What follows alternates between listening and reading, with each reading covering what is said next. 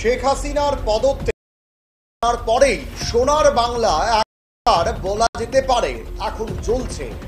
প্রত্যেকটা জায়গায় বাংলাদেশের রীতিমতো ভয়াবহ চিত্র উঠে আসছে।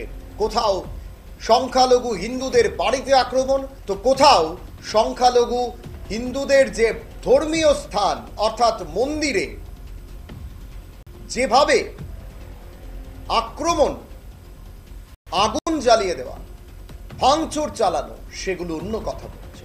আর ঠিক এরই মাঝে আপনারা দেখতে পাচ্ছেন ভারত বাংলাদেশের যে মৈত্রী সেতু, সেই মৈত্রী সেতুর ছবি আমরা আপনাদের দেখাবো, যে মৈত্রী সেতু দিয়ে কিছুদিনের মধ্যেই একটা বাণিজ্যিক আদান প্রদান চলাচল, সেই মৈত্রী সেতু শুরু হওয়ার কথা আমরা শুনতে পাচ্ছিলাম। আর সেই মৈত্রী সেতুতে এখন পুনরায় বসানো হচ্ছে ফেন্সিং।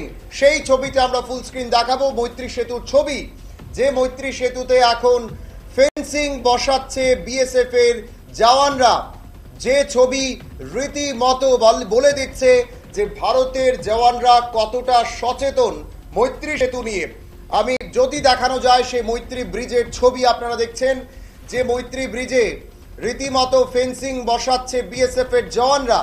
সেখানে কোনো ধরনের খামতি কিন্তু তারা রাখছেন না।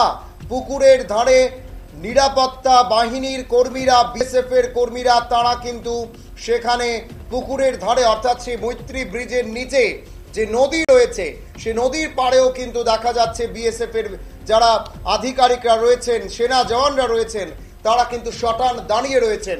এবং সূত্র মারফত যা শুনতে পাওয়া যাচ্ছে, সীমান্তের ওপারে প্রচুর সংখ্যক আক্রান্ত পরিবার, তারা কিন্তু কাতরাচ্ছেন এপারে আসার জন্য, ভারতে তাদেরকে ঠাঁই দেওয়ার জন্য। তাহলে বুঝতেই পারছেন বাংলাদেশের বর্তমান পরিস্থিতি কতটা ভয়াবহ। সেই মৈত্রী ব্রিজের ছবি আপনারা দেখছেন। বাংলাদেশ ভারত যে মৈত্রী ব্রিজ, সেই মৈত্রী ব্রিজ যা সাবরুমে অবস্থান, তাতে দিয়ে তার শুভ উদ্বোধন কিছুদিনের মধ্যেই হওয়ার কথা ছিল। ঠিক তারই আগে বাংলাদেশে যে পরিবর্তন হবে তা কেউই হয়তো আশা করেননি। আর ঠিক এরই মাঝে এক প্রকার পুনরায় সেখানে ফেন্সিং এবং কঠোরভাবে ফেন্সিং কিন্তু সেখানে বসানো হচ্ছে।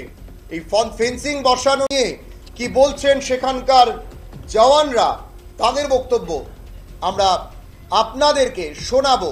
যে ফেন্সিং কেন বসানো হচ্ছে, কি কারণ রয়েছে এখানে, অর্থাৎ বিশেষ করে এই ফেন্সিং বসানোর পর কতটা সুনিশ্চিত হবে নিরাপত্তা, কি বলছেন তা নিয়ে শুনব।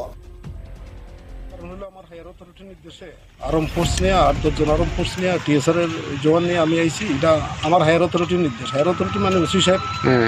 কি হয়েছে এখানে তো এমন কিছু না, এটা বাংলাদেশের পরিস্থিতির উপরে তো ডিপেন্ড করে আমাদেরকে এখানে ডিটেল করেছেন বিএসএফ এর সঙ্গে থাকার জন্য মৈত্রী ব্রিজের এখানে।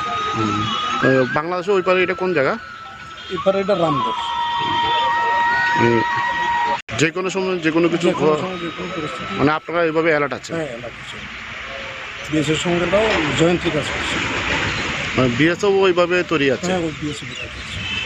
বাংলাদেশ থেকে যদি এখানে কেউ আসতে চায় অবশ্যই আমরা আসতে পারবো, এটা আসতে তো দেবো। কারণ হলো আমার হায়ার অথরিটির নির্দেশে আরম ফোর্স নিয়ে।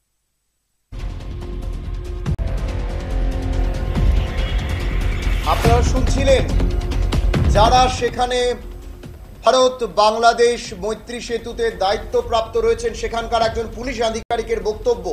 এক প্রকার কোনোভাবেই কিন্তু নিরাপত্তার দিকে কোনো ধরনের খামতি রাখতে চাইছে না ভারতের তরফে।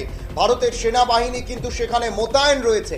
যারা ভাবছেন এই বিদ্বেষের আগুন কোনো না কোনোভাবে ভারতের মধ্যে প্রবেশ করাবেন, তারা ভুলে যাচ্ছেন এটা ভারতীয় সেনা, তাদের মজুত, তাদের শক্তি আপনারা নিঃসন্দেহে জানেন।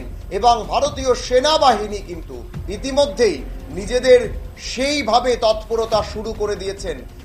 একেবারে তৎপর হয়ে গোটা বিষয়টিকে কিন্তু তারা নজরে রাখছেন। ইতিমধ্যেই সেই মৈত্রী সেতুতে কিন্তু ফেন্সিং করা হচ্ছে, সীমান্ত এলাকাগুলোতে টহলদারি চলছে, সেগুলো কিন্তু বলে দিচ্ছে ভারতীয় সেনাবাহিনী কতটা প্রস্তুত এই যারা অনুপ্রবেশকারীরা ঢুকতে চাইবেন তাদেরকে আটকানোর জন্য। যতক্ষণ পর্যন্ত না উপর মহল থেকে কোনো নির্দেশ তারা পাচ্ছেন ততক্ষণ পর্যন্ত কিন্তু এইভাবেই কঠোর নিরাপত্তা কিন্তু ভারতের যারা সিকিউরিটি ফোর্স রয়েছেন, বর্ডার সিকিউরিটি ফোর্স, তারা কিন্তু দিয়ে যাচ্ছেন। এখন সময় ছোট্ট একটি বিজ্ঞাপন বিরতির সঙ্গে।